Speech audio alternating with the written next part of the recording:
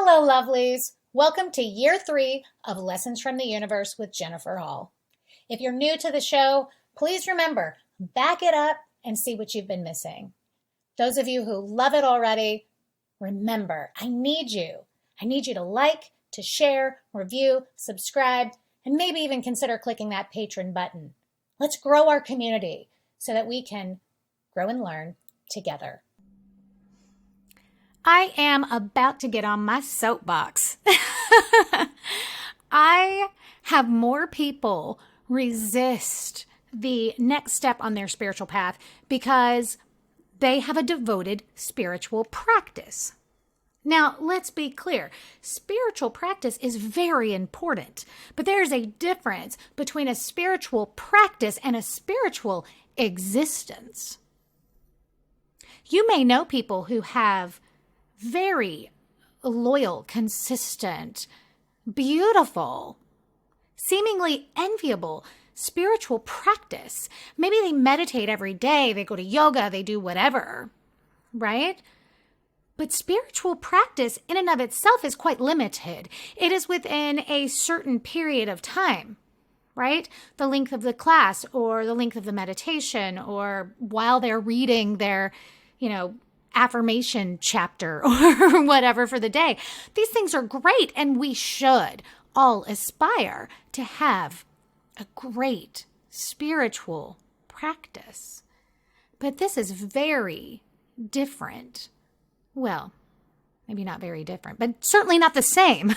As a spiritual existence, we should be striving for a spiritual existence and making clear with ourselves that there is a hypocrisy to allowing ourselves to think that 20 minutes, even an hour of meditation is the equivalent to a spiritual life, to a 24/7 existence within the flow of life.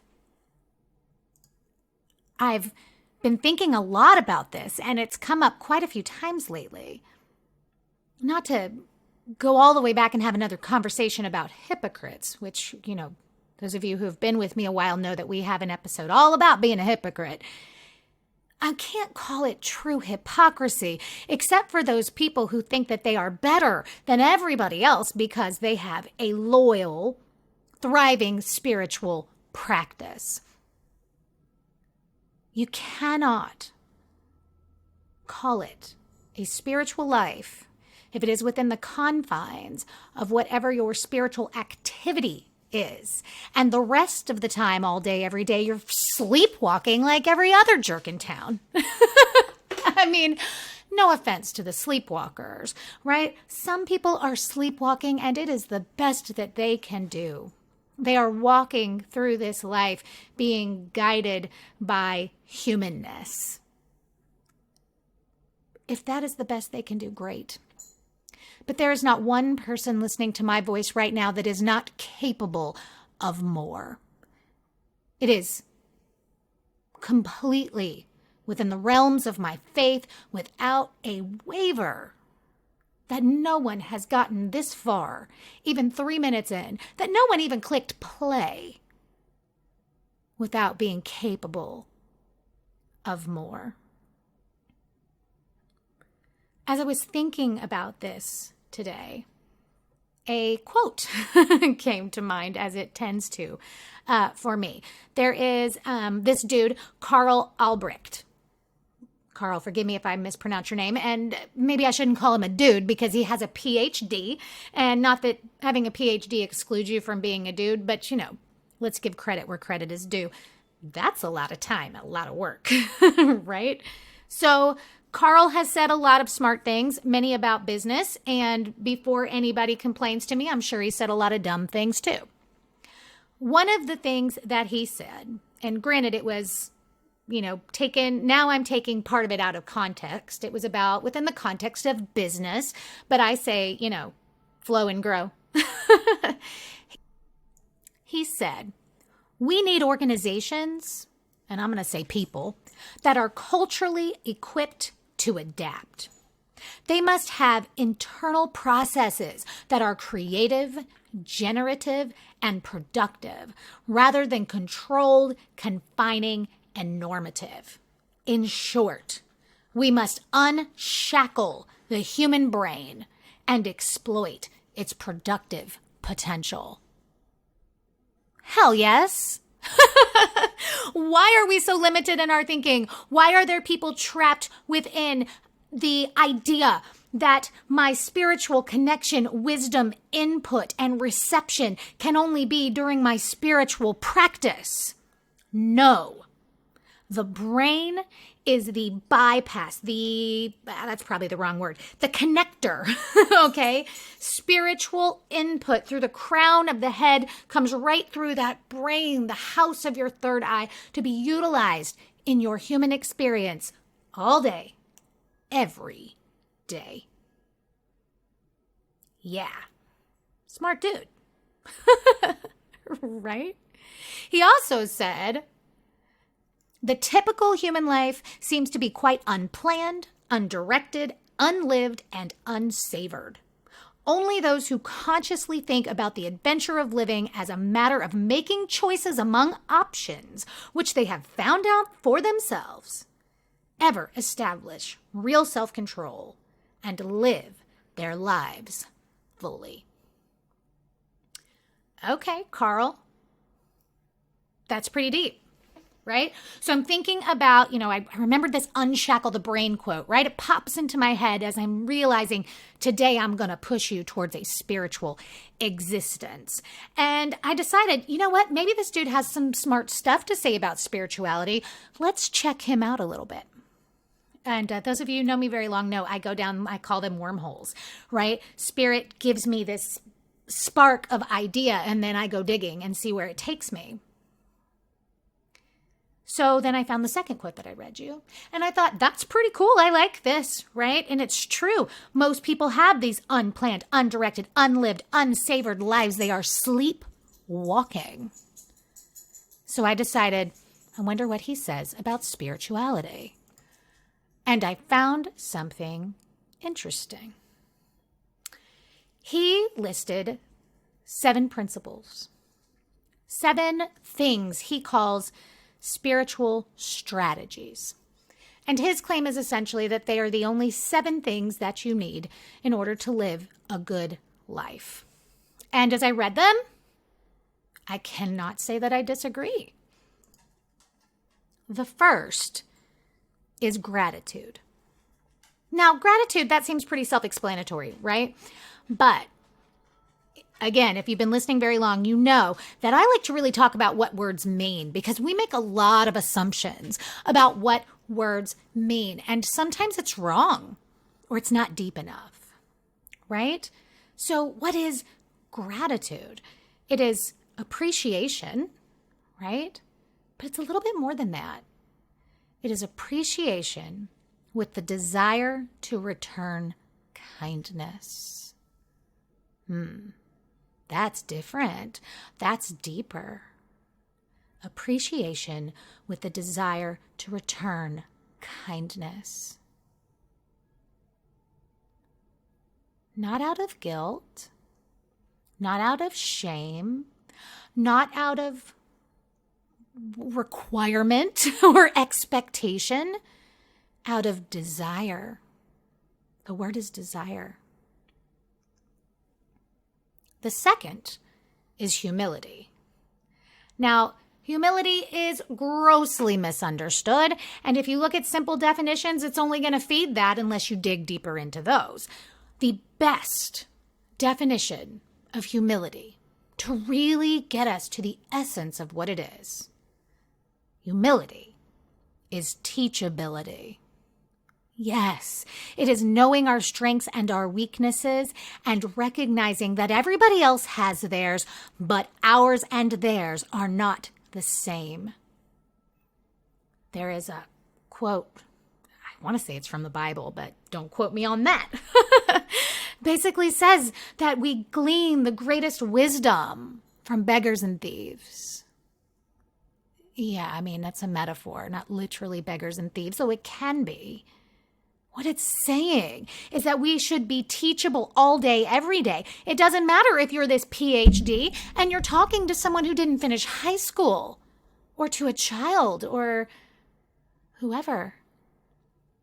We should be teachable all day, every day. Everyone has the ability to teach us.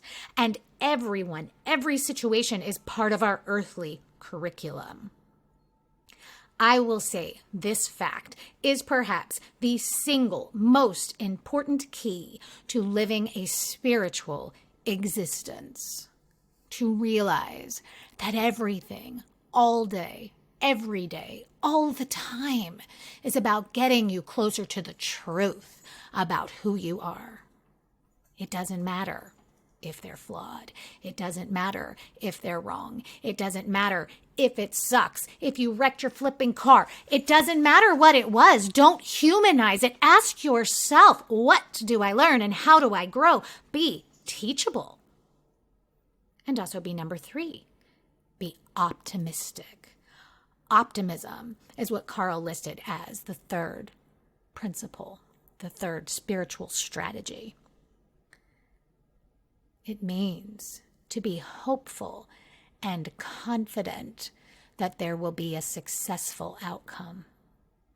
Hopeful and confident that there will be a successful outcome.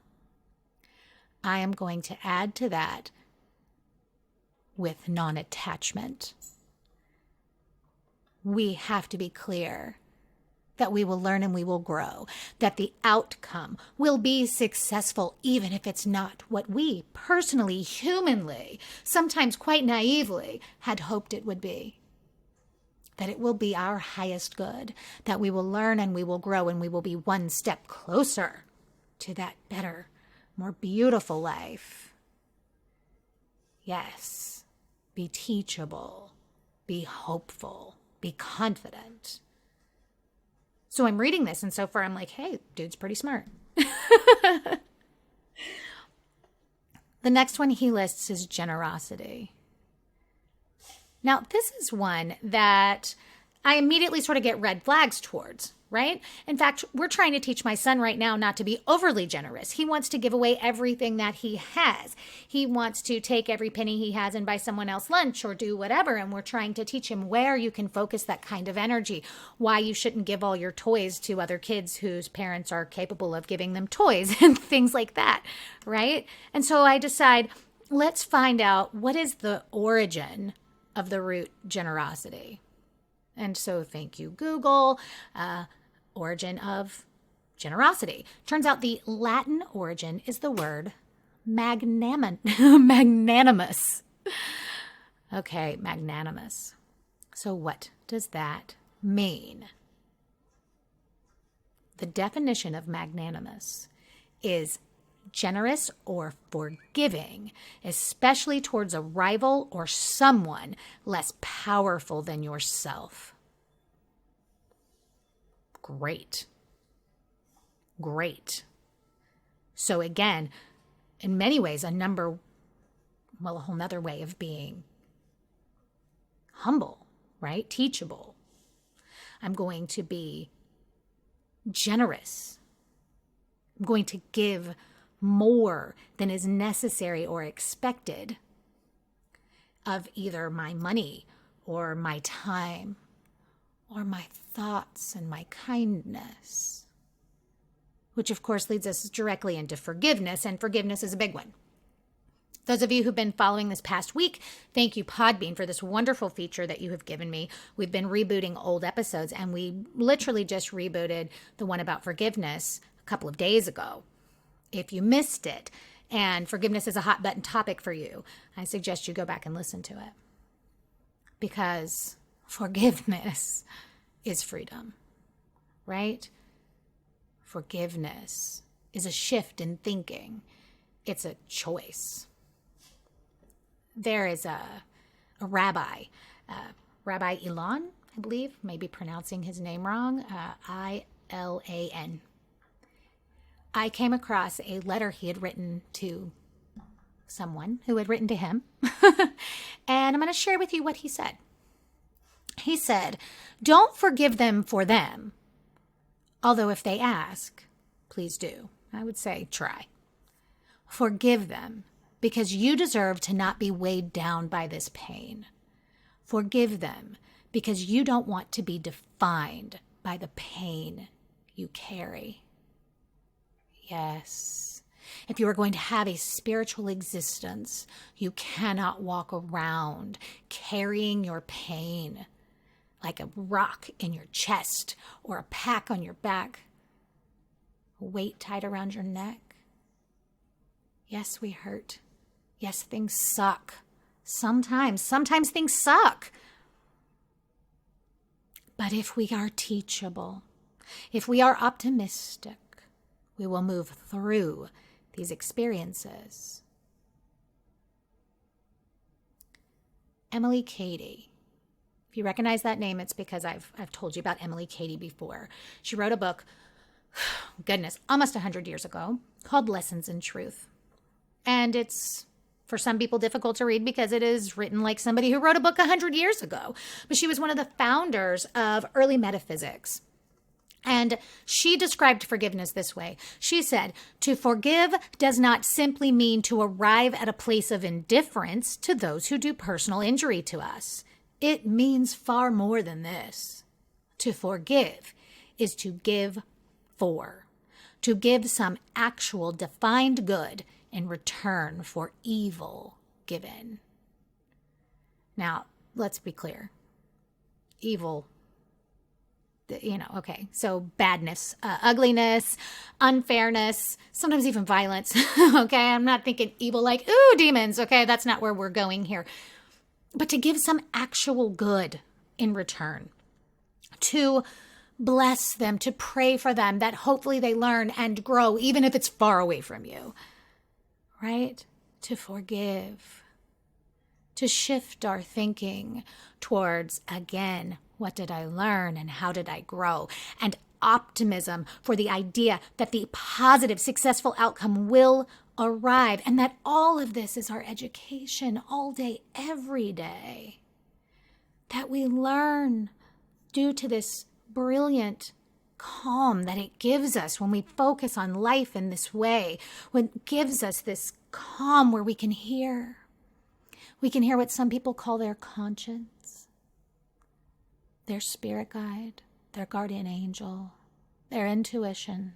There are hundreds of names for that still small voice within that is accessible when we live a spiritual existence all day, every day.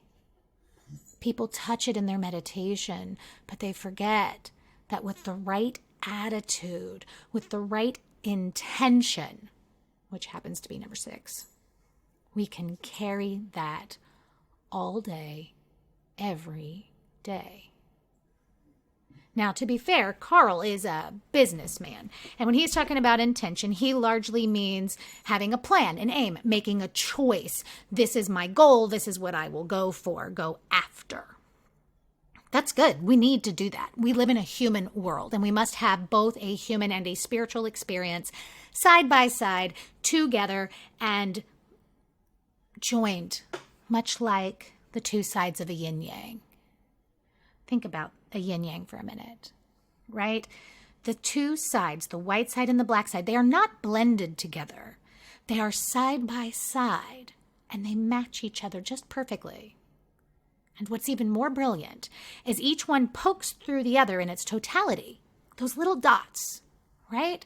So that when we are being too human, when we have left our spiritual practice back on the living room floor, our spiritual nature can push through our human nature and say, wait, take a breath. Be grateful, be humble, be optimistic, be generous. Listen to that still small voice. Learn and grow and enjoy. And the other side too, when we're being too spiritual, which we can do, when we are not saying no, when we are not having boundaries, when we're seeing the good in someone to the point that it has become our detriment, our humanness can pop up through like that little black circle on the white side of the yin-yang and say, hey, you're sweet as you can be, but this guy's proven again and again that he's an asshole. We need both sides, guys, side by side.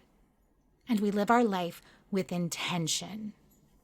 The Latin origin of intention means stretching and purpose. Roll that around in your head for a minute. Stretching and purpose. Stretching yourself towards your goals. I love this. Stretch yourself outside of your comfort zone. Look for the lesson where you want to be angry. Find that generous heart, that ability to give love in the face of ugliness. There's freedom here. Now, to be clear, this is love and forgiveness in intention, in thought, in energy. It does not mean I am telling you to go hang out with some asshole that treats you bad. Don't do that. In fact, I'm going to argue quite the opposite. We should surround ourselves with people that enrich our spiritual experience.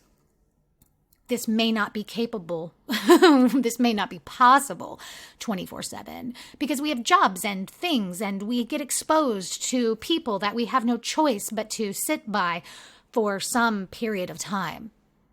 But we do have a choice how we interact with them. We do have a choice if we spend more time with them than we have to.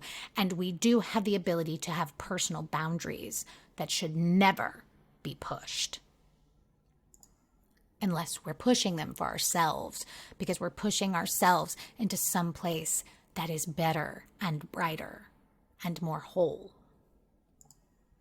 To put a very pointed spiritual head on this idea of intention, it is walking this world with the intention of checking in on our intuition, our spiritual guidance, our inner balance, right? The part of us that knows what is right for us and what is not, what is true and what is not, that holds us to true thoughts and intentions and ideas.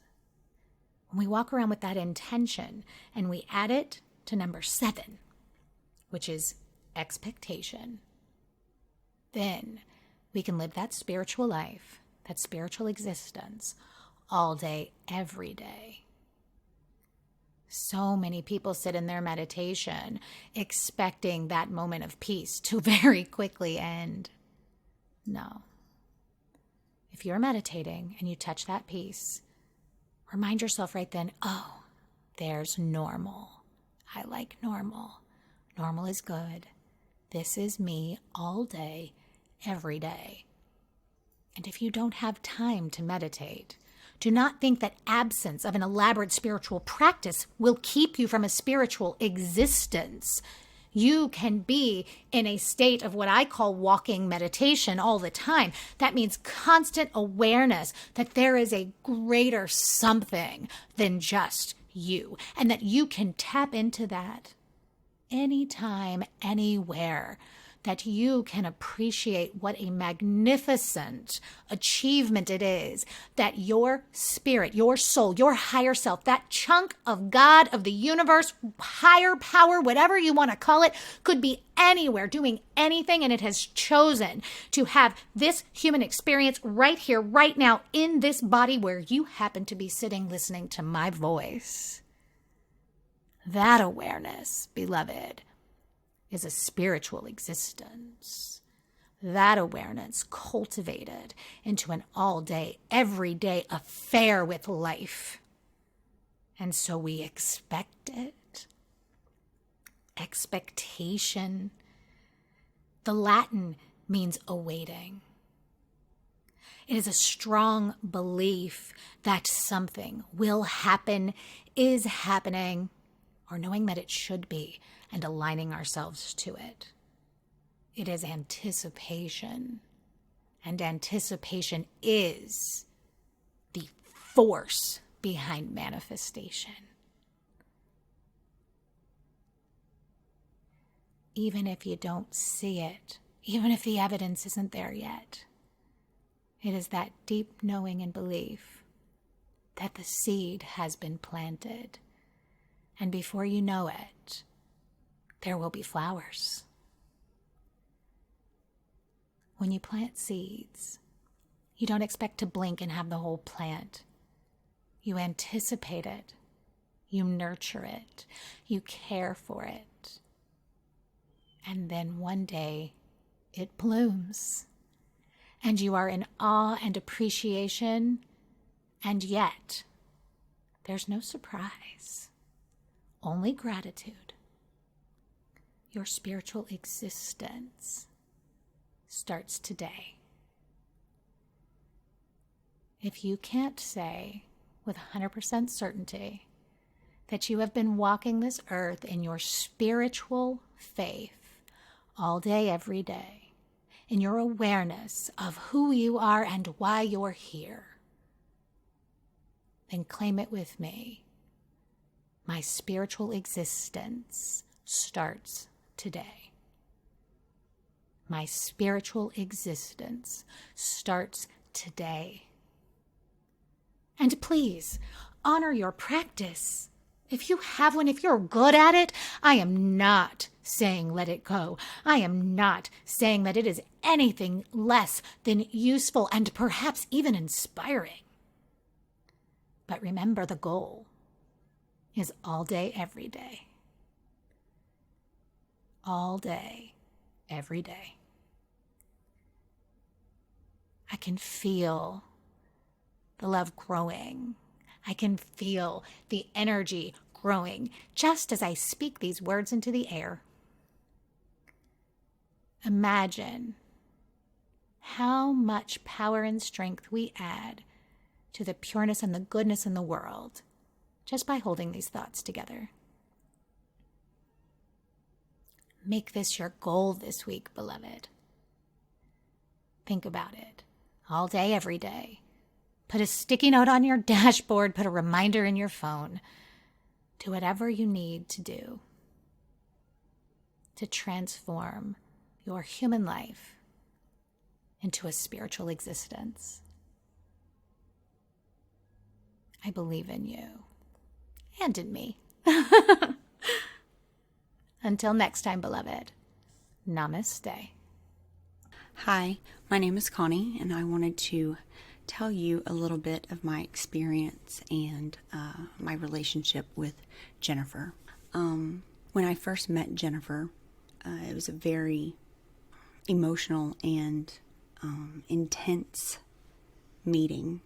That day when I had walked in the door, I could feel this charge of emotion and care and kindness. It was nothing short of amazing. Also that day, I had received something that I never thought I would ever get. It changed my life, literally. Or that day, when I left, I was a changed person. I had a new outlook on life.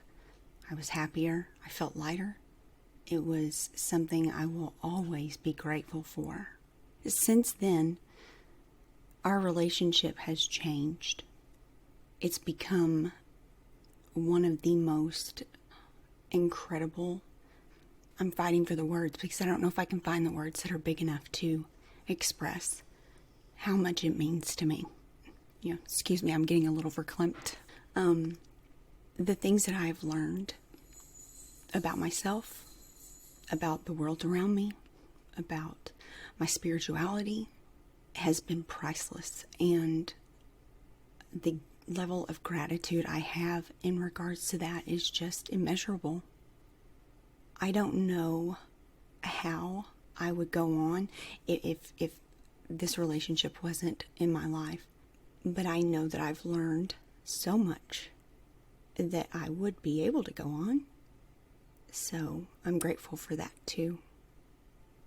I became a patron of the podcast because it gave me the opportunity to support and nurture something that nurtures my spirituality and me growing as a person and becoming my best self. I'll always be grateful for it. It'll continue to go with me throughout the course of the rest of my life.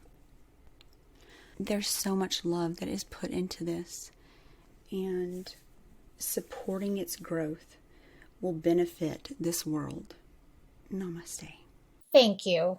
Thank you for joining me today for this episode of Lessons from the Universe with Jennifer Hall.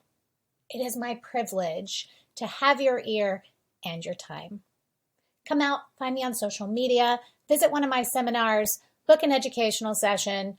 However it is that I can support you, I'm here. Remember, beloved, there's a little brunette with a podcast who's got your back.